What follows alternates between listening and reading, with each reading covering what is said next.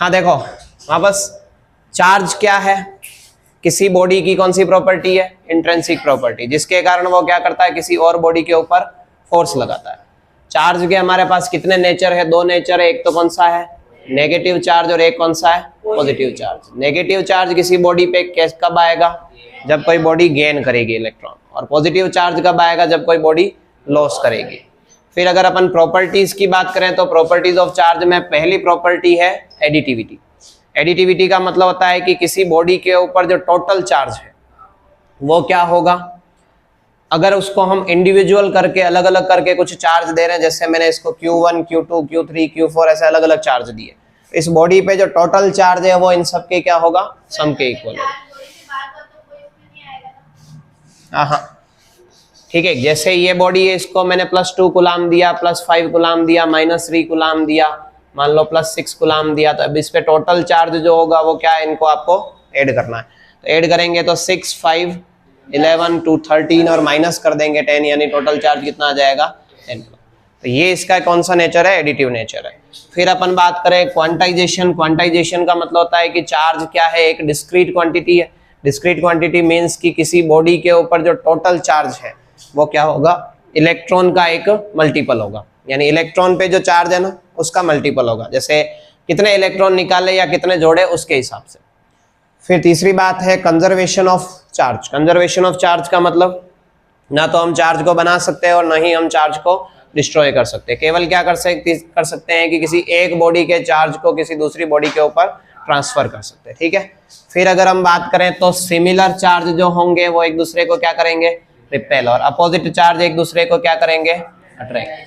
ठीक है, अब दो चार्ज का प्रोडक्ट अगर 0 से ज्यादा हो तो फोर्स कैसा होगा, रिपल्सिव, और अगर 0 से कम है तो फोर्स कैसा होगा, अट्रैक्टिव। ठीक है, अब नेक्स्ट जो अपने पास टॉपिक आता है दैट इज कूलॉम्स लॉ।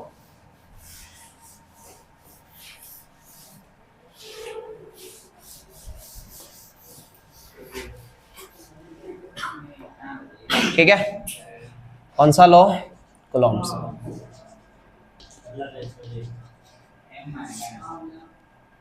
ठीक है, अब कूलॉम्स लॉ क्या कहता है कि जैसे आपके पास मान लो दो चार्ज है, एक तो है Q1, एक चार्ज है आपके पास Q2, ये दोनों एक दूसरे से कितने डिस्टेंस पे रखे हुए हैं, तो इनके बीच में लगने वाला फोर्स, कौन सा फोर्स, कूलॉम फोर्स या इलेक्ट्रोस्टैटिक फोर्स, क्या होगा, दोनों चार्ज के प्रोडक्ट के तो डायरेक्टली प्रोपोर्शनल, और इनके बीच की डिस्टेंस के क्या होगा, इनवर्सली प्रोपोर्शनल। अब इन दोनों को अगर हमने साथ में लिखा तो क्या आ जाएगा, Q1 Q2/r²। ठीक है, डायरेक्टली प्रोपोर्शनल के साइन को हटाएंगे तो जो कांस्टेंट आएगा वो कितना आएगा, 1/4πε0 Q1 Q2/r²। ये अपने पास किसका फॉर्मूला बन गया, फोर्स का। अब यहाँ पे देखो एप्सिलॉन नॉट जो है, एप्सिलॉन नॉट क्या होता है, परमिटिविटी ऑफ वैक्यूम। ठीक है, अब देखो एक टर्म हमारे पास आती है परमिटिविटी ऑफ वैक्यूम की वैल्यू अगर लिखूं तो कितनी आती है, 8.85 × 10⁻⁻12। अगर इसकी यूनिट की बात करें तो यूनिट आ जाएगी, देखो क्या आएगा, कूलॉम स्क्वायर अपॉन में न्यूटन मीटर स्क्वायर। और अगर इस पूरे की वैल्यू रखें अपन 1/4πε0 की न्यूमेरिकल वैल्यू देखें तो कितनी होती है, 9 × 10⁹ newton metre square upon coulomb square. ठीक है, अब अगर मैं बात करूं परमिटिविटी ऑफ मीडियम की, ये तो किसके लिए है, वैक्यूम के लिए। अब यही चार्जेस आपने मान लो, अभी तो बीच में स्पेस है, वहां पे वैक्यूम प्रेजेंट है। अब अगर मान लो इन दोनों चार्ज के बीच में हम कोई मीडियम रख दें तो मीडियम के अंदर अपने पास जो आएगी वो क्या आएगी, परमिटिविटी ऑफ मीडियम। ये क्या होगी, परमिटिविटी ऑफ मीडियम। ठीक है, एक आता है अपने पास देखो एप्सिलॉन r, ये होता है permittivity, relative permittivity, relative permittivity. अब ये रिलेटिव परमिटिविटी का जो फॉर्मूला है एप्सिलॉन r किसके इक्वल होता है, एप्सिलॉन m/ε0। तो अगर अपने को पूछ ले कि व्हाट इज रिलेटिव परमिटिविटी, तो डेफिनेशन क्या हो जाएगी? It is the ratio of permittivity of vacuum with permittivity of vacuum, medium का वैक्यूम के साथ। ठीक है, यहां से अगर मैं एप्सिलॉन एम की वैल्यू निकालूं तो वो क्या आएगी? Epsilon R epsilon naught. अब देखो फोर्स की, यहाँ पे जो फोर्स था ये किस में लिया था अपन ने? In vacuum.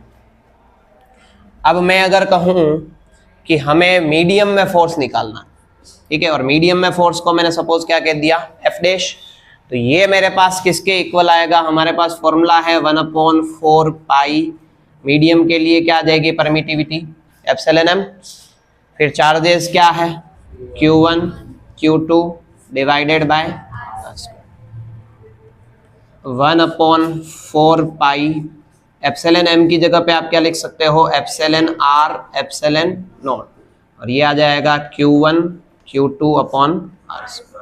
अब इसको देखो ऐसे लिख सकते हैं, एफ डैश जो है हमारे पास किसके? एप्सिलॉन आर को अगर मैं अलग निकाल दूं, ये पूरा वैक्यूम में फोर्स है, डिवाइडेड बाय क्या आ जाएगा? Epsilon R. ठीक है, और एप्सिलॉन आर की जो वैल्यू होती है वो ऑलवेज ग्रेटर देन क्या होती है? तो यहां से एक चीज पता चल रही है कि अगर आप किन्हीं दो चार्ज को वैक्यूम में रखते हो तो उनके ऊपर जो फोर्स लगेगा वो हाईएस्ट होगा। अब आपने उनको किसी मीडियम में रख दिया तो मीडियम में रखने पर जो फोर्स है वो क्या हो जाएगा? कम हो जाएगा। ठीक है, ये बात अपने पास किसकी हो गई? कूलॉम्स लॉ की। देखो अब है Coulomb's law in vector form. ठीक है, अब वेक्टर फॉर्म में क्या हो जाएगा? जैसे अपने को पता है कि फोर्स एक वेक्टर क्वांटिटी है, फॉर्मूला हमारे पास क्या आया? 1/4 pi epsilon naught Q1 Q2 upon में आर स्क्वायर। अब इसको मुझे वेक्टर में बदलना है, तो वेक्टर में बदलने के लिए मैं इसको क्या कर सकता हूँ? यूनिट वेक्टर से मल्टीप्लाई कर सकता हूँ। तो ये क्वांटिटी क्या आ जाएगी? 1/4 pi epsilon naught Q1 Q2 upon R cube, और ये क्या आ जाएगा? R vector. ठीक है, ये अपने पास क्या आ जाएगा? Coulomb's law in vector form. फिर देखो आगे आएगा क्यूब, इसलिए आया क्योंकि आर क्यूब को क्या लिख सकते हैं? R vector divided by R लिख सकते हैं। हाँ, आर केप को R vector divided by R लिख सकते हैं। ठीक है, फिर देखो नेक्स्ट अपने पास यहाँ पे क्या है? Force due to multiple charge. ठीक है, force due to multiple charges. अब इसमें क्या होगा? जैसे मान लो मेरे पास यहाँ पे कोई एक चार्ज है Q0 Q0, यहाँ पे एक है Q1, यहाँ पे कहीं दूसरा है Q2, एक है मान लो Q3, ऐसे बहुत सारे टोटल चार्ज कितने हैं? Qn। तो इस चार्ज के कारण, इन सभी इंडिविजुअल चार्ज के कारण इस पे कोई न कोई फोर्स लगेगा।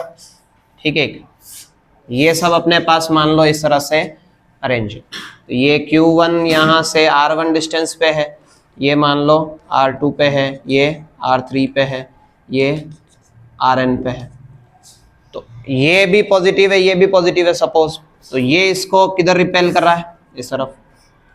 ये इसको क्या करेगा? इधर रिपेल करेगा। ये वाला इसको ऐसे रिपेल करेगा और ये वाला इसको ऐसे रिपेल करेगा। तो इस पे जो टोटल फोर्स है वो क्या होगा? इन जितने भी चार्ज ने लगाया इन सब का इंडिविजुअल सम होगा, लेकिन सम कौन सा करना है? वेक्टर। वेक्टर में अपन डायरेक्शन को इन्वॉल्व करते हैं। ठीक है, तो इसके ऊपर जो टोटल फोर्स है वो देखो सब चार्ज अलग अलग लगा रहे हैं। पहला मान लो 0 पे किसने लगाया? 1, फिर मान लो 0 पे किसने लगाया? 2 ने, फिर मान लो 0 पे किसने लगाया? 3 ने, ऐसे ही टोटल 0 पे n। अब सब में देखो 1/4 पाई एप्सिलॉन नॉट तो कॉमन आएगा।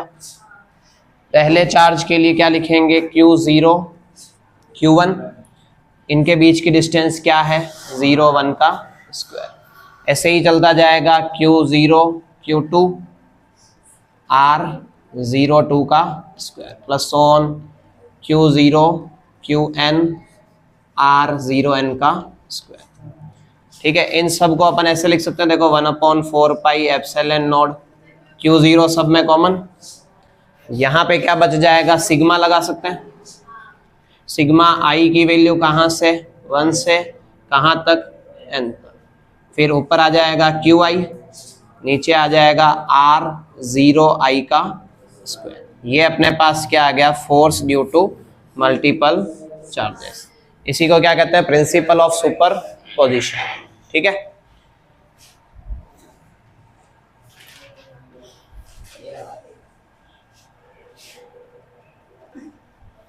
देखो नेक्स्ट है अपने पास क्या टॉपिक है, इलेक्ट्रिक फील्ड।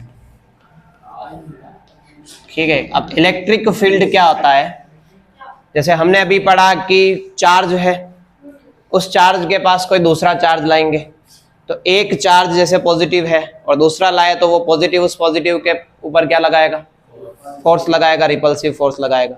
तो जैसे मेरे पास मान लो यहाँ पे एक चार्ज है ये Q, इस चार्ज के अराउंड वो फील्ड जिसमें किसी दूसरे चार्ज को लेके आएंगे तो वो दूसरा चार्ज क्या एक्सपीरियंस करे, फोर्स एक्सपीरियंस करे, उस फील्ड को क्या कहते हैं, इलेक्ट्रिक फील्ड। यानी electric field is the field around a charge in which some other test charge experience a force. ठीक है, अब हम बात अगर करें इलेक्ट्रिक फील्ड की, किसकी, इंटेंसिटी की, तो देखो इंटेंसिटी को हम कैसे डिफाइन करेंगे कि जैसे ये चार्ज है, इस चार्ज से कुछ डिस्टेंस के ऊपर मान लो मैं क्या लेके आ रहा हूं, एक टेस्ट चार्ज लेके आ रहा हूं। ठीक है, तो ये टेस्ट चार्ज इस चार्ज के कारण कितना फोर्स एक्सपीरियंस कर रहा है, टेस्ट चार्ज की वैल्यू कितनी है, 1 कूलाम। यानी 1 कूलाम का कोई चार्ज है जो इलेक्ट्रिक फील्ड में कितना फोर्स एक्सपीरियंस कर रहा है, उसी को क्या कहते हैं अपन, इलेक्ट्रिक फील्ड इंटेंसिटी कहते हैं, या इंटेंसिटी ऑफ इलेक्ट्रिक फील्ड कहते हैं। तो इलेक्ट्रिक फील्ड की इंटेंसिटी को हम कैसे डिफाइन कर सकते हैं, electric field intensity is equal to the force experience by a unit test charge in electric field. ठीक है, क्या हो जाएगा, the force experienced by a unit test charge in electric field.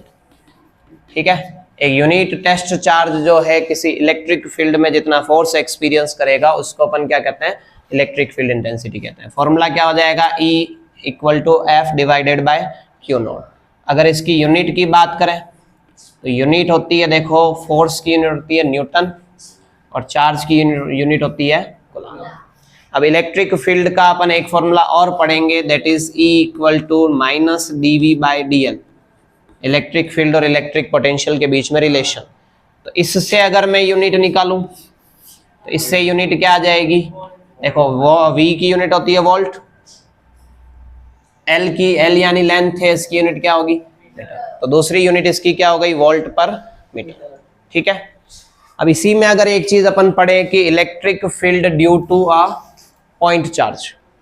ठीक है, क्या है, electric field due to a point charge.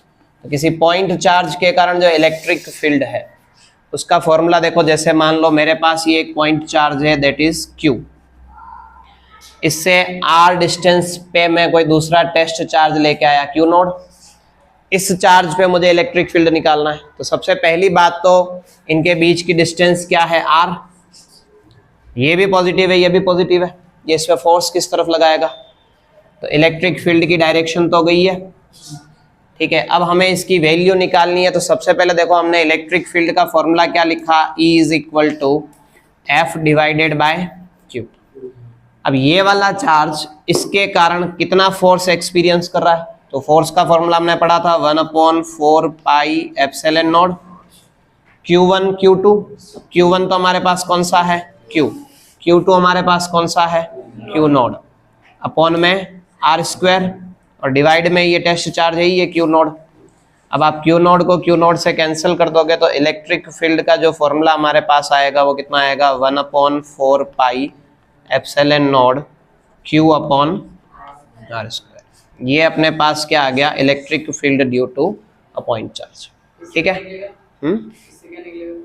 Value निकलेगी इलेक्ट्रिक फील्ड, एक पॉइंट चार्ज के कारण इलेक्ट्रिक फील्ड निकालना है तो ये फॉर्मूला यूज करेंगे अपन, ठीक है। फिर नेक्स्ट बात देखो, अगर मैं कहूं इसका अगर मैं वेक्टर फॉर्म में लिखना चाहूं, ठीक है, तो वेक्टर फॉर्म में क्या आ जाएगा अपने पास, ई वेक्टर इक्वल टू वही 1/4 pi epsilon naught q by r cube into r vector, यही आएगा, ठीक है। अब अगर मैं कहूं यहां पे भी वही चीज, electric field due to multiple charge, electric field due to multiple charge,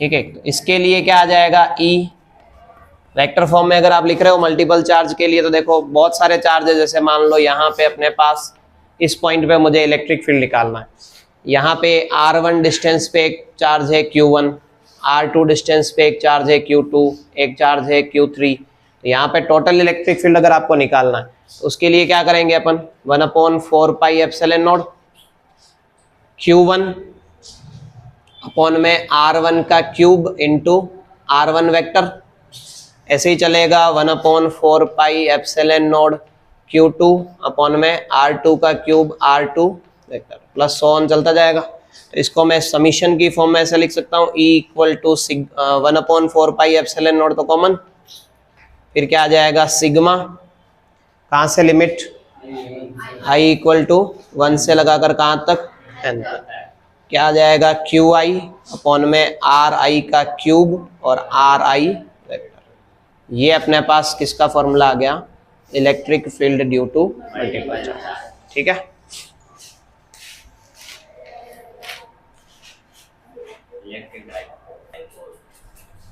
next है देखो इलेक्ट्रिक डाइपोल। अब इलेक्ट्रिक डाइपोल का मतलब क्या होता है कि दो चार्ज जिनकी वैल्यू तो क्या है सेम है, यानी मैग्नीट्यूड में दोनों चार्ज इक्वल है और नेचर में दोनों क्या है अपोजिट है, यानी two charges equal in magnitude and opposite in nature are placed at a small distance. Small distance, ये डिस्टेंस हम कितनी कंसीडर करते हैं 2a। तो अगर दो चार्ज एक दूसरे से एक स्मॉल डिस्टेंस के ऊपर है, जिनमें से एक नेगेटिव है और दूसरा पॉजिटिव है, मैग्नीट्यूड दोनों का सेम है, नेचर दोनों का क्या है अपोजिट है, उस अरेंजमेंट को अपन क्या कहते हैं इलेक्ट्रिक डाइपोल कहते हैं, ठीक है। फिर इसमें देखो एक चीज आती है इलेक्ट्रिक डाइपोल मोमेंट, ठीक है। तो इलेक्ट्रिक डाइपोल मोमेंट को हम कैसे डिफाइन करते हैं, P vector is equal to क्या होगा, either of the two charge, यानी किसी एक चार्ज का आपको क्या लेना है मैग्नीट्यूड लेना है, और उस मैग्नीट्यूड को आपको इनके बीच की डिस्टेंस से क्या करना है मल्टीप्लाई करना है। तो ये जो अपने पास क्वांटिटी आई ना, ये क्या कहलाती है इलेक्ट्रिक डाइपोल मोमेंट कहलाता है, नहीं, क्योंकि अपने को केवल मैग्नीट्यूड लेना। अब ये P वेक्टर एक वेक्टर क्वांटिटी है, तो इसकी जो डायरेक्शन होती है वो डायरेक्शन कहाँ से कहाँ होती है, नेगेटिव से कहाँ होती है, मतलब इस डाइपोल मोमेंट की अगर मैं यहाँ पे डायरेक्शन बनाऊं तो ये मेरे पास नेगेटिव चार्ज है, ये मेरे पास पॉजिटिव, तो जो डाइपोल मोमेंट यानी P की जो डायरेक्शन है वो किससे किसकी तरफ होगी, नेगेटिव से पॉजिटिव, ठीक है। अब अगर हमें इसकी यूनिट देखनी हो तो यूनिट क्या होगी, चार्ज की तो हो गई कूलाम, डिस्टेंस की क्या हो गई मीटर, तो कूलाम इंटू क्या हो जाएगा मीटर हो जाएगा, ठीक है। अब नेक्स्ट देखो इसके एप्लीकेशन में अपने पास दो एप्लीकेशन अपने को पढ़नी है। पहली तो ये है कि electric field on the axis of a dipole, यानी किसी डाइपोल के एक्सिस पर electric field, electric field on the axis of dipole, ठीक है। अब जैसे मान लो मेरे पास ये एक डाइपोल है, ये नेगेटिव चार्ज और ये पॉजिटिव चार्ज, ठीक है, दोनों एक दूसरे से कितने डिस्टेंस पे रखे हुए हैं 2a। इनके सेंटर से सपोज x डिस्टेंस के ऊपर कोई पॉइंट है मेरे पास, क्या सपोज कुछ भी मान लो, a मान लो या b मान लो, कुछ भी मान लो, ठीक है। इस पॉइंट पे हमें क्या निकालना है इलेक्ट्रिक फील्ड निकालना है। ये इनका क्या है, सेंटर है।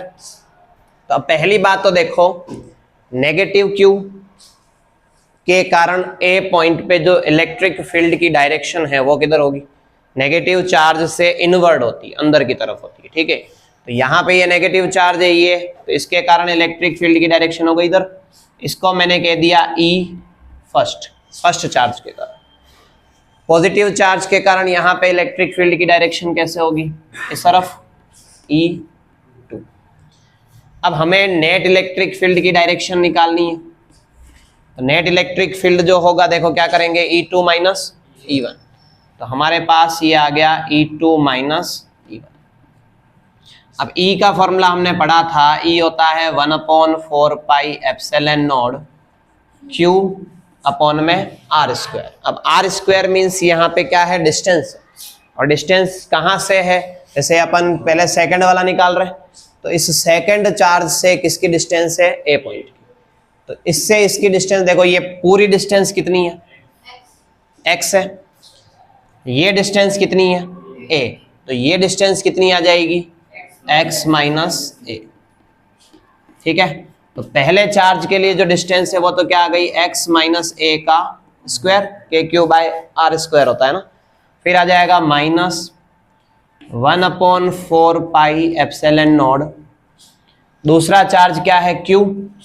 अब इसकी डिस्टेंस लेनी है, तो देखो यहां से यहां तक की डिस्टेंस लेनी है, तो x डिस्टेंस तो ये है, ये डिस्टेंस और कितनी है, a, तो टोटल डिस्टेंस कितनी हो गई यहां से यहां तक की, x प्लस a।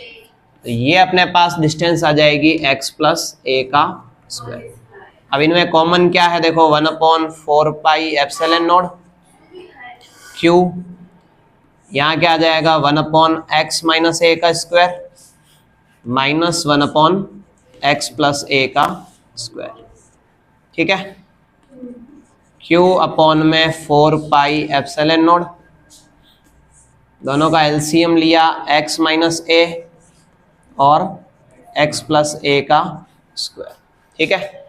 अब इसको आप इससे डिवाइड करोगे, क्या बचेगा, x प्लस a का होल स्क्वायर, इसको इससे डिवाइड करोगे क्या बचेगा, x माइनस a का होल स्क्वायर।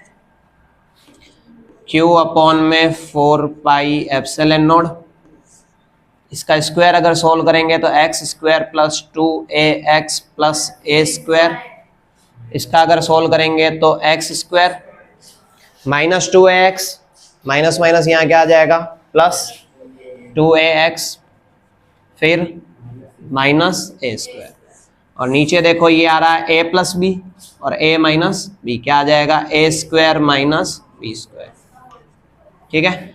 अब x स्क्वायर से x स्क्वायर कट गया, a स्क्वायर से a स्क्वायर कट गया, 2ax और 2x कितना हो गया, 4x। इसको अपन ऐसे लिख सकते हैं, देखो 2q इंटू 2ax, 4x को divided by 4 pi epsilon not x square minus a square का होल स्क्वायर।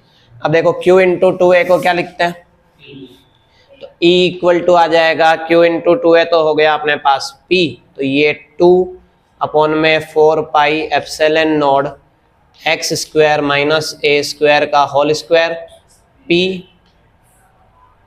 फिर क्या है x। एक तो ये फॉर्मूला बन गया। अब डाइपोल में जो है, स्मॉल डाइपोल है ना, तो छोटा ही होता है वैसे, तो स्मॉल डाइपोल के लिए कंडीशन ये होती है कि जो x है is very very greater then a, तो जो a स्क्वायर है उसको आप क्या कर सकते हो, नेगलेक्ट कर सकते हो। तो a स्क्वायर को हमने नेगलेक्ट किया, तो E का जो फॉर्मूला हमारे पास निकल के आया वो क्या आ गया, देखो इसको ऐसे लिख सकते हैं 1/4 pi epsilon not 2p x divided by, इसको नेगलेक्ट कर दिया तो x टू दी पावर कितनी बच गई, 4। फिर यहाँ से इसको कैंसिल किया, तो जो इलेक्ट्रिक फील्ड हमारे पास फाइनली निकल के आया वो क्या आ गया, 1/4 pi epsilon not 2p vector divided bye x cube, ये इसका फॉर्मूला हो गया, ठीक है। अब डायरेक्शन ऑफ इलेक्ट्रिक फील्ड किधर है, देखो जिस तरफ p वेक्टर की डायरेक्शन है उसी तरफ इलेक्ट्रिक फील्ड की डायरेक्शन है, सेम आ रहा है। तो यहां से हमने वैसे भी पढ़ा था कि जो p वेक्टर है उसकी डायरेक्शन क्या होती है, माइनस से प्लस। तो माइनस से प्लस मतलब P की डायरेक्शन इस तरफ है डाइपोल मोमेंट की, इसका मतलब इलेक्ट्रिक फील्ड की डायरेक्शन भी इसी तरफ है। ठीक है, तो ये आपके किसकी डेरिवेशन हो गई, electric field on the axis of dipole. Next अपने पास क्या है, electric field on the equatorial of the dipole.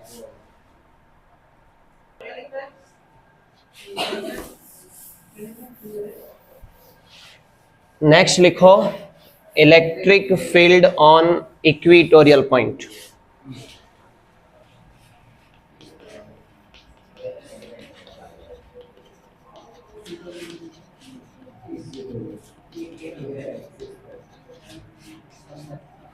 ठीक है, यानी एक पॉइंट है जो इक्वेटोरियल लाइन के ऊपर है डाइपोल के, उसके लिए अपने को क्या निकालना है, इलेक्ट्रिक फील्ड।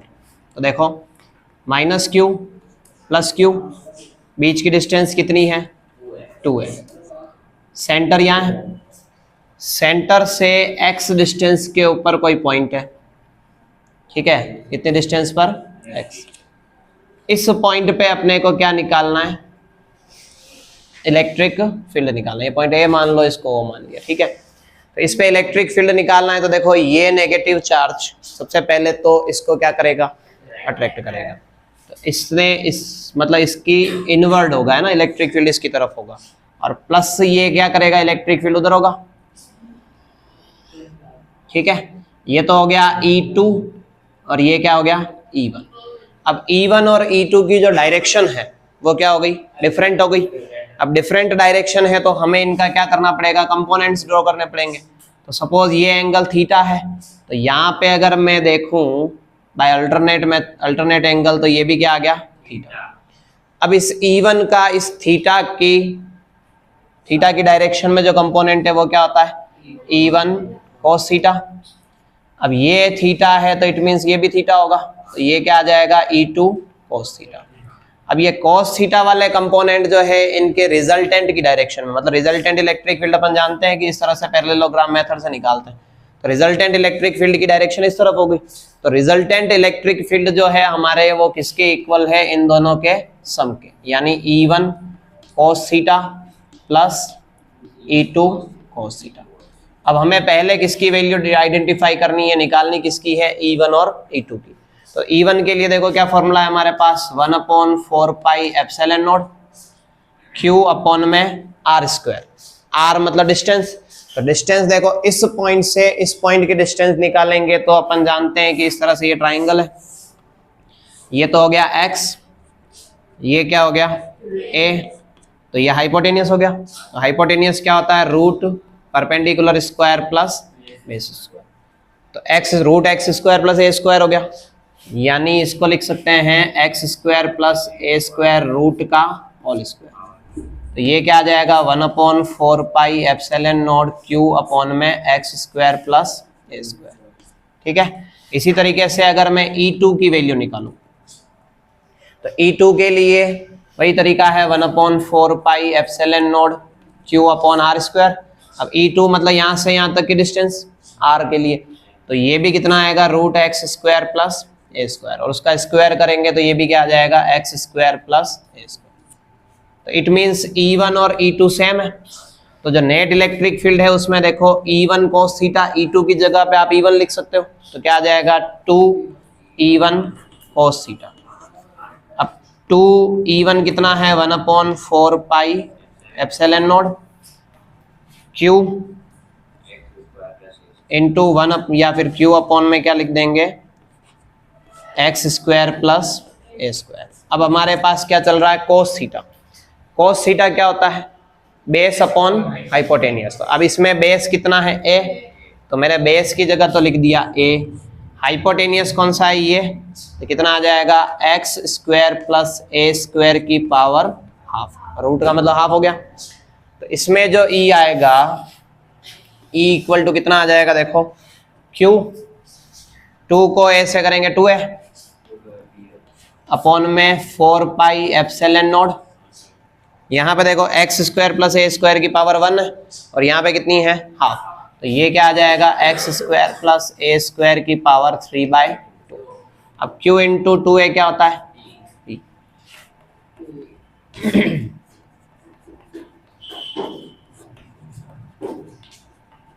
ठीक है, एक तो ये हो गया। अब मान लो फॉर स्मॉल डाइपोल, तो स्मॉल डाइपोल के लिए अपन क्या कह सकते हैं कि E x is very very greater than a, तो ए को नेग्लेक्ट कर दोगे तो ये टर्म खत्म हो जाएगी, तो फाइनली अपने पास एक्सप्रेशन आ जाएगी 1/4 pi epsilon not P divided by x cube. ठीक है, अब दोनों डेरिवेशन करने पर देखो हमें ये रिजल्ट मिलता है कि जैसे ये तो आ रहा है ई इक्विटोरियल का, electric field on the axis में अपन ने पढ़ा था कि यहाँ पे 2 आता है, तो इसका मतलब इक्विटोरियल पे जो इलेक्ट्रिक फील्ड है या एक्सिस पे जो इलेक्ट्रिक फील्ड है वो इक्विटोरियल का क्या होता है, ट्वाइस होता है। ठीक है, ये अपने पास नोट बन गया क्योंकि उसमें 2 एक्स्ट्रा आ रहा है, तो ये क्या हो गया, electric field on equatorial point. फिर देखो नेक्स्ट है टॉर्क ऑन अ डाइपोल। ठीक है, अब डाइपोल में अपने को एक डाइपोल को अगर अपन ने मान लो कौन से फील्ड में रखा, यूनिफॉर्म इलेक्ट्रिक फील्ड में ना, तो यूनिफॉर्म इलेक्ट्रिक फील्ड में हमने एक डाइपोल को रख दिया तो उसके ऊपर कितना टॉर्क लगेगा वो हमें कैलकुलेट करना है। ठीक है, तो मान लो मेरे पास इस तरह से इस डायरेक्शन में क्या है, यूनिफॉर्म इलेक्ट्रिक फील्ड है इस तरह से। ठीक है, इस यूनिफॉर्म इलेक्ट्रिक फील्ड के अंदर मैंने ये एक डाइपोल रखा नेगेटिव चार्ज और ये पॉजिटिव चार्ज। ठीक है, इलेक्ट्रिक फील्ड में रखा तो इस नेगेटिव चार्ज पे इलेक्ट्रिक फील्ड के कारण फोर्स अपोजिट डायरेक्शन में लगेगा, तो डायरेक्शन अपोजिट होगी मतलब इस तरफ लगेगा, तो यहाँ क्या आ गया Q इंटू ई। ठीक है, इस पे चार्ज किधर लगेगा, फोर्स किधर लगेगा, इस तरफ, तो ये क्या आ गया Q इंटू। अब इस पूरे डाइपोल पे इलेक्ट्रिक फील्ड की जो इलेक्ट्रिक फोर्स जो है वो अपोजिट डायरेक्शन में लग रहा है, तो नेट इलेक्ट्रिक फोर्स की अगर बात करें तो net electric force QE minus QE, opposite direction है इसलिए कितना आ जाएगा 3। तो इस पे नेट इलेक्ट्रिक फील्ड तो कुछ नहीं, फोर्स तो कुछ नहीं लग रहा है, लेकिन इलेक्ट्रिक फील्ड में रखने पर 2 पेयर ऑफ फोर्स, मतलब अगर 2 फोर्स के पेयर आपस में क्या है अपोजिट डायरेक्शन में लगे तो इस पे अपन रिजल्टेंट क्या कहते हैं, टॉर्क लगता है। और टॉर्क की जो फॉर्मूला होता है वो क्या होता है, R क्रॉस F। ठीक है, RF sine theta cross product के लिए, तो क्या लिख सकते हैं इसको अपन, RF साइन थीटा। अब R क्या है, R डिस्टेंस है, तो दोनों फोर्स के बीच की डिस्टेंस कितनी है, 2 है, तो ये आ गया 2a। फिर फोर्स क्या है, Q इंटू ई और फिर साइन थीटा। फिर देखो Q इंटू 2a को आप क्या लिख सकते हो, P, और ये क्या आ गया E साइन थीटा। ठीक है, अब P E साइन थीटा, इसको अगर वेक्टर फॉर्म में लिखें तो क्या लिखेंगे, P क्रॉस। ठीक है, अब 2 कंडीशन इसमें हम डिफाइन करते हैं। एक कंडीशन तो हम डिफाइन करते हैं मैक्सिमम टॉर्क की। ठीक है, तो मैक्सिमम टॉर्क के लिए देखो थीटा कितना होना चाहिए, 90 डिग्री। अब थीटा अगर 90 डिग्री है तो टॉर्क कितना आ जाएगा, ये। अब अगर मैं मिनिमम टॉर्क की बात करूं तो थीटा कितना आना चाहिए, 0, तो टॉर्क कितना आ जाएगा, तो ये आपके कंडीशन किसकी हो गई, मिनिमम टॉर्क और मैक्सिमम टॉर्क। ठीक है,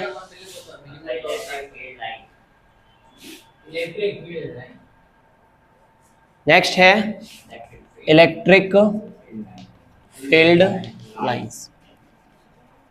इलेक्ट्रिक फील्ड लाइंस, सबसे पहली बात तो कि इलेक्ट्रिक फील्ड लाइंस क्या रिप्रेजेंट करती है, किसी जगह पे इलेक्ट्रिक फील्ड की प्रेजेंस को। These are the imaginary lines which represent presence of electric field at a region. किसी भी रीजन के अंदर इलेक्ट्रिक फील्ड प्रेजेंट है या नहीं है उसको रिप्रेजेंट करने के लिए हम क्या बनाते हैं, इलेक्ट्रिक फील्ड लाइंस। फिर हमारे काम की चीज है इनकी प्रॉपर्टीज। तो प्रॉपर्टीज में देखो पहली बात तो ये है कि इलेक्ट्रिक फील्ड लाइंस जो है वो आउटवर्ड होगी किससे, पॉजिटिव चार्ज से। ठीक है, इनवर्ड होगी किसमें, नेगेटिव चार्ज में। ठीक है, फिर इलेक्ट्रिक फील्ड लाइंस नेवर, या फिर ऐसे कह सकते हो कि किसी इलेक्ट्रिक फील्ड लाइन के ऊपर, जैसे यहां से मान लो मैंने एक इलेक्ट्रिक फील्ड लाइन बनाई पॉजिटिव से नेगेटिव, तो किसी एक पॉइंट पे अगर आप टेंजेंट खींचते हो ऑन इलेक्ट्रिक फील्ड लाइन, यानी इलेक्ट्रिक फील्ड लाइन के किसी पॉइंट पे अपन ने टेंजेंट खींचा, तो वो टेंजेंट क्या करेगा, उस जगह पे क्या बताएगा, इलेक्ट्रिक फील्ड की डायरेक्शन को बताएगा। कि जैसे इस पॉइंट पे मैंने इधर टेंजेंट खींचा तो इस पे इलेक्ट्रिक फील्ड की डायरेक्शन किधर है, इधर है। तो the tangent drawn on an electric field lines represent direction of electric field at that point. फिर नेक्स्ट प्रॉपर्टी है कि two electric field lines never intersect each other, यानी इलेक्ट्रिक फील्ड लाइंस दो कभी भी एक दूसरे को इंटरसेक्ट नहीं करती है। कारण ये है कि अगर ये दोनों एक दूसरे को इंटरसेक्ट करें तो एक ही पॉइंट पे दो डायरेक्शन हो जाएगी इलेक्ट्रिक फील्ड की, जैसा कि कभी पॉसिबल नहीं होता है। मतलब कोई एक गिवन पॉइंट है, उसके ऊपर इलेक्ट्रिक फील्ड की कोई एक ही डायरेक्शन होगी, या तो इधर होगा या इधर होगा। एक ही पॉइंट पे दो इलेक्ट्रिक फील्ड की डायरेक्शन पॉसिबल नहीं है। फिर ये है कि इलेक्ट्रिक फील्ड लाइंस जितनी क्लोज होगी, इलेक्ट्रिक फील्ड उतना ही क्या होगा, स्ट्रांग होगा। फिर ये है कि अपन यूनिफॉर्म इलेक्ट्रिक फील्ड को रिप्रेजेंट करने के लिए कैसे रिप्रेजेंट करते हैं, पैरेलल लाइंस से। मतलब अगर अपन ने पैरेलल लाइंस बनाई तो वो पैरेलल लाइंस किसको रिप्रेजेंट कर रही है, यूनिफॉर्म इलेक्ट्रिक फील्ड को। ठीक है, फिर कुछ शेप है, देखो शेप के कारण अगर मैं इलेक्ट्रिक फील्ड लाइंस ड्रॉ करूं तो जैसे एक मेरे पास मान लो डाइपोल है, पॉजिटिव और नेगेटिव, तो पॉजिटिव से नेगेटिव की तरफ जाएगी इलेक्ट्रिक फील्ड लाइंस। तो इसके लिए जो इलेक्ट्रिक फील्ड लाइंस का पैटर्न है वो कैसा आ जाएगा, ऐसा। ठीक है, पॉजिटिव से आउटवर्ड और नेगेटिव में इनवर्ड। अब मान लो हमारे पास दो पॉजिटिव चार्ज है, तो इससे यूं, ठीक है, यानी इलेक्ट्रिक फील्ड लाइंस एक दूसरे को रिपेल करेगी, तो इस तरह का पैटर्न बनेगा। ठीक है, फिर मान लो ये पॉइंट चार्ज पॉजिटिव है तो आउटवर्ड, नेगेटिव है तो इनवर्ड। अब मान लो मैंने एक कोई प्लस चार्ज लिया और उसके सामने क्या रख दी, एक न्यूट्रल प्लेट रख दी, तो ये न्यूट्रल प्लस चार्ज उस न्यूट्रल प्लेट के कौन से चार्ज को अपनी तरफ अट्रैक्ट करेगा, नेगेटिव। तो नेगेटिव चार्ज इस प्लेट का इधर आ गया और पॉजिटिव चार्ज इस प्लेट का अपोजिट डायरेक्शन में चला जाएगा। तो इससे जो इलेक्ट्रिक फील्ड की डायरेक्शन होगी वो कैसे हो जाएगी, इलेक्ट्रिक फील्ड लाइंस की इस तरह का पैटर्न बनेगा। ठीक है, तो ये अपने पास क्या है, इलेक्ट्रिक फील्ड लाइंस। अब इलेक्ट्रिक फील्ड लाइंस के बाद अपने पास जो टॉपिक है वो क्या है, इलेक्ट्रिक फ्लक्स। इलेक्ट्रिक फ्लक्स क्या है कि कोई पर्टिकुलर एरिया है, उस एरिया में से कितनी इलेक्ट्रिक फील्ड लाइंस क्या हो रही है, पास हो रही है।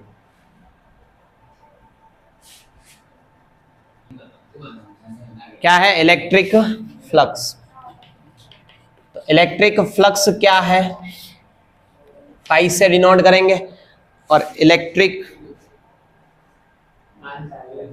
फ्लक्स जो है वो क्या होगा, the number of electric field lines passing perpendicular to an area. किसी एरिया के परपेंडिकुलर डायरेक्शन में से कितनी इलेक्ट्रिक फील्ड लाइंस पास होके जा रही है, वो उसका क्या हो जाएगा, इलेक्ट्रिक फ्लक्स हो जाएगा। अब इलेक्ट्रिक फ्लक्स को समझने से पहले देखो हमें एक चीज पढ़नी है। जैसे ये मेरे पास मान लो कोई एरिया है, इसमें से ये कोई पर्टिकुलर एरिया लिया अपन ने, एक छोटा सा एलिमेंट लिया, मान लो इस एरिया को मैंने क्या कह दिया, डी है।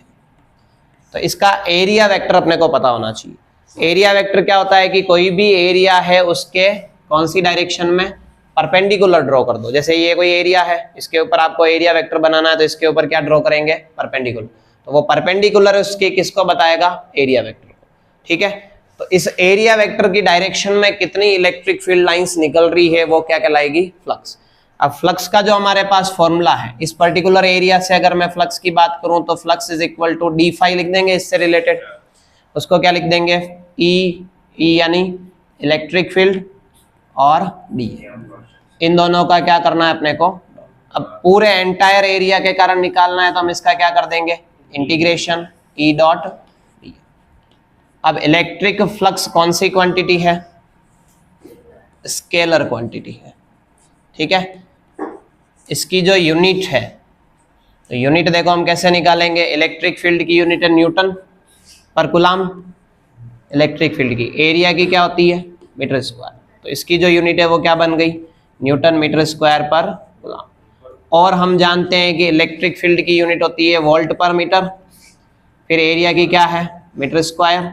इनको कैंसिल किया तो क्या आ जाएगा, वोल्ट इंटू मीटर। ठीक है, ये अपने पास किसकी आ गई, इलेक्ट्रिक। फिर अगर मान लो हमें बात करनी हो कि जैसे इलेक्ट्रिक फ्लक्स का फॉर्मूला हमारे पास आया E डॉट डी है, ठीक है, तो मैं कहूं एक तो मैक्सिमम फ्लक्स और एक क्या है, मिनिमम फ्लक्स। तो अगर मैक्सिमम फ्लक्स पूछा जाए तो थीटा की वैल्यू कितनी होगी, 0 डिग्री, क्योंकि E डॉट डी है, डॉट प्रोडक्ट में क्या आता है, cos थीटा, cos 0 की वैल्यू कितनी होती है, 1 होती है। तो फाई इज इक्वल टू क्या आ जाएगा, इंटीग्रेशन ऑफ E डी। इसी तरीके से अगर मिनिमम फ्लक्स पूछे तो थीटा कितना आएगा, 90, cos 90 की वैल्यू कितनी होती है, 0, तो इसलिए फ्लक्स भी कितना आ जाएगा, 0। ठीक है, अब इलेक्ट्रिक फ्लक्स से रिलेटेड अपने पास देखो नेक्स्ट जो इसमें अपन अगर टॉपिक पढ़े तो वो होता है uniform charge distribution. Uniform charge distribution, तीन तरह के हम डिस्ट्रीब्यूशन पढ़ते हैं, कौन कौन सा, एक तो होता है लीनियर चार्ज डिस्ट्रीब्यूशन, कौन सा होता है, लीनियर चार्ज डिस्ट्रीब्यूशन, ठीक है। लीनियर चार्ज डिस्ट्रीब्यूशन में क्या होता है कि जैसे कोई स्ट्रेट वायर है, इसको आपने चार्ज दिया तो उसका ये चार्ज उसकी पूरी की पूरी लेंथ में क्या हो जाएगा, इक्वली डिस्ट्रीब्यूट हो जाएगा। इससे रिलेटेड हम टर्म यूज करते हैं क्या, linear charge density. Linear charge density क्या होता है, चार्ज पर यूनिट लेंथ। इसको ऐसे भी निकाल सकते हैं, कोई डी क्यू चार्ज लिया डीएल लेंथ के लिए, ठीक है। यहां से अगर मान लो आपको क्यू भी निकालना हो तो ये इधर चला जाएगा लैम्डा डीएल, डी क्यू से क्यू निकालने के लिए क्या करते हैं, इंटीग्रेशन। अब एक तो यहाँ पे आपको इस लीनियर चार्ज डेंसिटी की यूनिट देखनी है, यूनिट क्या होती है, चार्ज की यूनिट होती है कूलम और लेंथ की मीटर, ठीक है। इसी तरीके से दूसरा लैम्डा क्या है, लीनियर चार्ज डेंसिटी। इसी तरीके से अपन मान लो दूसरा पार्ट लें क्या, सरफेस चार्ज डिस्ट्रीब्यूशन। तो सरफेस चार्ज डिस्ट्रीब्यूशन में क्या होगा कि किसी बॉडी को आप चार्ज दे रहे हो तो वो चार्ज उसके क्या है, पूरी सरफेस पे क्या हो जाए, इक्वली डिस्ट्रीब्यूट हो जाए, ठीक है। उसमें हम डिफाइन करते हैं सिग्मा, सिग्मा इक्वल टू क्या होता है, क्यू अपॉन ए। और इसी तरीके से और ऐसे निकालना है तो sigma equal to d q by d, ठीक है। इसकी जो यूनिट है वो क्या आ जाएगी, कूलम पर मीटर स्क्वायर, ठीक है। तीसरी टर्म हम यूज करते हैं कौन सी, वॉल्यूम चार्ज डिस्ट्रीब्यूशन। तो वॉल्यूम चार्ज डिस्ट्रीब्यूशन में क्या होता है कि किसी बॉडी को आप चार्ज दोगे तो उसके वॉल्यूम के अंदर क्या हो जाएगा, इक्वली डिस्ट्रीब्यूट हो जाएगा। और वॉल्यूम चार्ज डिस्ट्रीब्यूशन के लिए हम कौन सी टर्म यूज करते हैं, वॉल्यूम चार्ज डेंसिटी। उसको किससे लिखते हैं, रो से, और ये क्या आएगा, क्यू बाय वी। और इसकी जो यूनिट है वो क्या आ जाएगी, कूलम पर मीटर, ठीक है।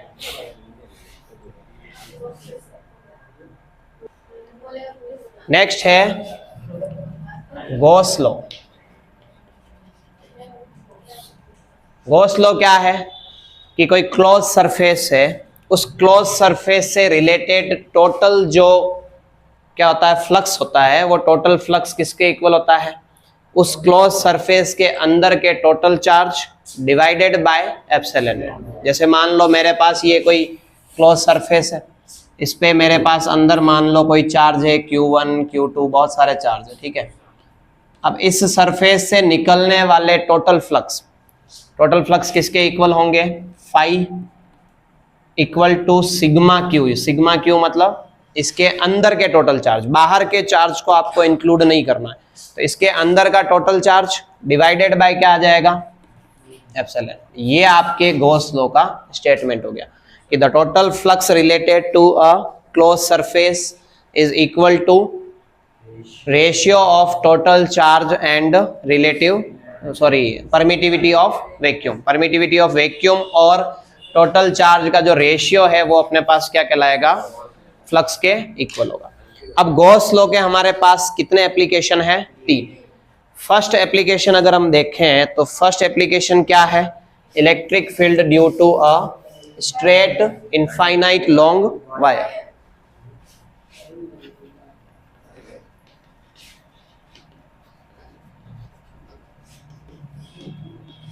Straight infinite long wire. ठीक है, तो इस तरह से अपने पास मान लो कि एक स्ट्रेट इनफाइनाइट लेंथ का वायर है। इस वायर को हमने जो चार्ज दिया वो चार्ज इसके पूरी की पूरी लेंथ में क्या हो जाएगा, इक्वली डिस्ट्रीब्यूट हो जाएगा। अब इसके मिडिल पॉइंट से मान लो हमारे पास r डिस्टेंस पे कोई पॉइंट है P, जहां पे हमें क्या निकालना है, इलेक्ट्रिक फील्ड निकालना है। तो चार्ज जो है इस पे पूरे एंटायरली क्या हो गया, डिस्ट्रीब्यूट हो गया। तो Q जो है, Q मतलब टोटल चार्ज, वो क्या होगा, charge density multiply by total length. अब इस पॉइंट पे मुझे इलेक्ट्रिक फील्ड निकालना है। तो देखो हमने ये पढ़ा था कि इलेक्ट्रिक गॉस लॉ में हमने ये पढ़ा था कि किसी क्लोज सरफेस से रिलेटेड जो टोटल फ्लक्स है, यहाँ पे इसको हमें क्या करना पड़ेगा, एक क्लोज सरफेस में बंद करना पड़ेगा। तो उसको क्लोज सरफेस में बंद करने के लिए हमने यहाँ पे इमेजिन किया एक सिलेंड्रिकल गॉसियन सरफेस। इस तरह से हमने r रेडियस की क्या कर दी, एक सिलेंड्रिकल गॉसियन सरफेस बना दी। अब इस सिलेंड्रिकल गॉसियन सरफेस से टोटल फ्लक्स अपने को कैलकुलेट करना है। तो टोटल फ्लक्स कैलकुलेट करने, तो देखो इसके हमने 3 पार्ट बनाए। एक पार्ट ये जो इसका क्या है, कर्व्ड वाला पार्ट, एक पार्ट इसका ये अपर पार्ट, और एक एरिया हमने एलिमेंट ले लिया लोअर पार्ट। इसका एरिया वेक्टर है इस तरफ dA वेक्टर, इसका एरिया वेक्टर है इस तरफ, और इसका एरिया वेक्टर है इस तरफ। ठीक है, 3 पार्ट में। अब इस 3 पार्ट से रिलेटेड अगर मैं टोटल फ्लक्स निकालना चाहूं तो क्या आ जाएगा, E डॉट dA। ठीक है, 3 पार्ट है, क्लोज सरफेस है, क्लोज इंटीग्रेशन करना है। पहली सरफेस S1, इसी तरह से दूसरी सरफेस S2, और इसी तरीके से तीसरी सरफेस S3। ठीक है, अब फर्स्ट सरफेस जैसे मान लो मैंने इसको ले लिया S1, इसको कह दिया S2 और इसको कह दिया S3। तो फर्स्ट सरफेस के लिए देखो इलेक्ट्रिक फील्ड तो डायरेक्शन इधर हो गई इलेक्ट्रिक फील्ड की, है ना, क्योंकि इलेक्ट्रिक फील्ड पॉजिटिव से आउटवर्ड की तरफ होता है। इसके लिए इलेक्ट्रिक फील्ड की डायरेक्शन इधर हो गई, और इसके लिए इलेक्ट्रिक फील्ड की।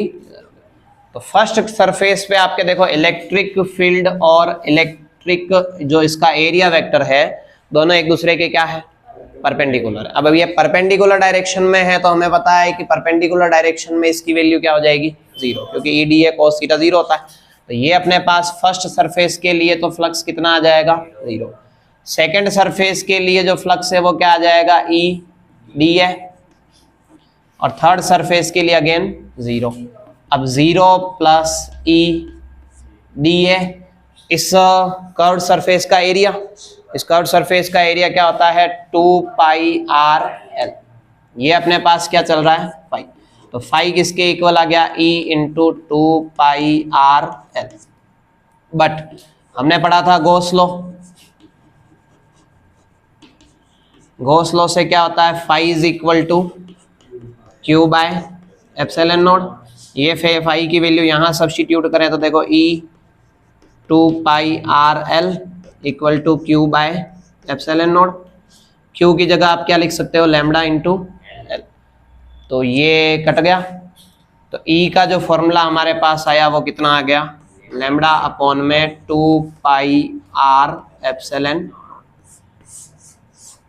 ठीक है, इसका अगर मैं ग्राफ बनाऊं तो देखो इलेक्ट्रिक फील्ड जो है वो डिस्टेंस के क्या है, इनवर्सली प्रोपोर्शनल है कि डायरेक्टली, इनवर्सली है ना, नीचे आ रहा है। तो जैसे जैसे डिस्टेंस बढ़ेगी वैसे वैसे इलेक्ट्रिक फील्ड क्या होगा, बढ़ेगा। तो ये इसका ग्राफिकल रिप्रेजेंटेशन हो जाएगा। ठीक है, तो ये अपने पास क्या है, फर्स्ट एप्लीकेशन है किसकी, गॉस लॉ। ठीक है, सेकेंड एप्लीकेशन है electric field due to a, देखो नेक्स्ट है तुम्हारे electric field due to infinite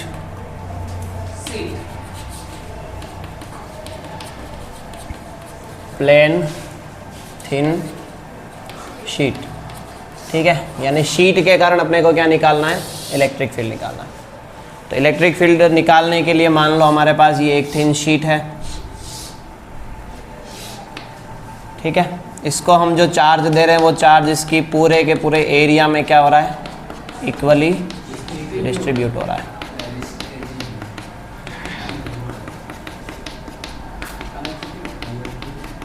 ठीक है, तो इसकी जो सरफेस चार्ज डेंसिटी है वो क्या है, sigma is equal to q upon a. तो टोटल चार्ज जो यहाँ पे हो जाएगा वो क्या होगा, सिग्मा इंटू ए। अब इसमें हमें इलेक्ट्रिक फील्ड निकालना है, तो भाई ये क्या बनाएंगे, सिलेंड्रिकल गॉसियन सरफेस। ठीक है, अब इस सिलेंड्रिकल गॉसियन सरफेस के कितने फेज है, 3 पार्ट है ना। एक तो ये आ जाएगा, इसको सपोज मैंने S1 कह दिया, इसके लिए जो एरिया वेक्टर है वो इस तरफ है और जो इलेक्ट्रिक फील्ड है वो भी इसी तरीके। ठीक है, यहाँ पे एक दूसरा अपन बना देंगे, इसका एरिया वेक्टर तो ऊपर और इलेक्ट्रिक फील्ड की डायरेक्शन इस तरफ। ठीक है, और तीसरा यहाँ बनाया, इसका एरिया वेक्टर इधर और इलेक्ट्रिक फील्ड भी इसी डायरेक्शन। अब इस पूरी तीनों सरफेस के लिए अगर मैं फ्लक्स निकालूं तो फ्लक्स का हमारे पास फॉर्मूला होता है E डॉट डी ए।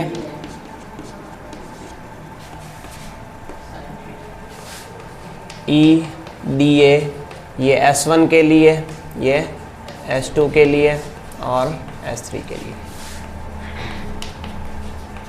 अब देखो S1 और S2 के लिए तो इलेक्ट्रिक फील्ड और एरिया वेक्टर के बीच में एंगल कितना है, 0 डिग्री। तो ये दोनों तो E डी ए हो जाएंगे और यहाँ कोस कितना है, 90 डिग्री। तो ये तो हो जाएगा 0 और ये दोनों ऐड हो जाएंगे तो कितना आएगा, 2 E डी ए। ठीक है, 2 इलेक्ट्रिक फील्ड कांस्टेंट है तो E डी ए का जो इंटीग्रेशन करेंगे वो क्या हो जाएगा, A। ठीक है, और ये अपने पास क्या चल रहा है, फ्लक्स। अब बट हमें पता है कि गॉस लॉ से कि फाई इज इक्वल टू क्या होता है, Q अपॉन एप्सिलॉन नॉट।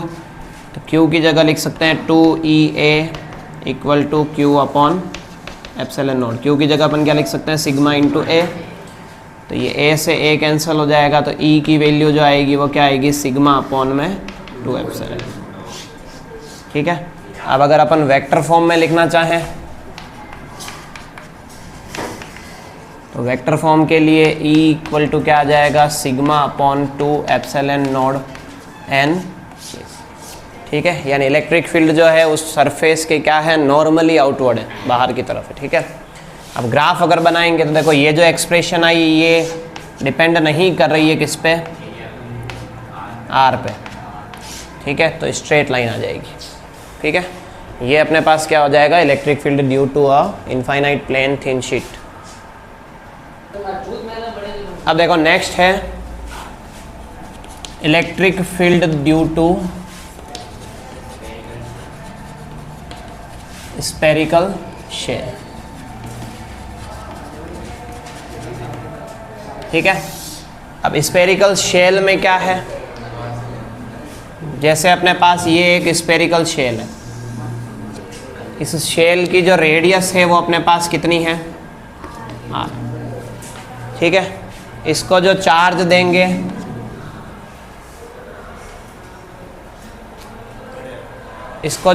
देंगे वो चार्ज क्या होगा, इसके पूरी सरफेस पे यूनिफॉर्मली क्या हो जाएगा, डिस्ट्रीब्यूट हो जाएगा।